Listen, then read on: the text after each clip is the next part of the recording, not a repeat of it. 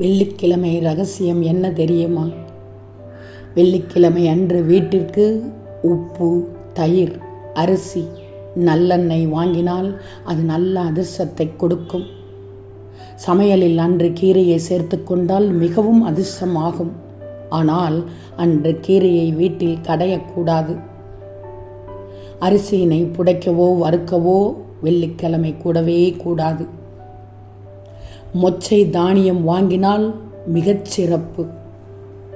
வெள்ளிக்கிழமை அன்று பெருமாள் கோவிலில் தாயாருக்கு அபிஷேகத்திற்கு பசும்பால் கொடுத்தால் பணம் சேரும். சிறப்பாக மகாலட்சுமிக்கு வெள்ளிக்கிழமை அன்று பச்சை பயிறு சுண்டலை நிவேதனம் செய்து தனது குடும்பத்திற்கு உள்ளவர்கள் மட்டும் சாப்பிட்டால் வீட்டில் பணப்புழக்கம் அதிகரிக்கும். இதுவே வெள்ளிக்கிழமை ரகசியம். இதை தெரிந்து கொள்.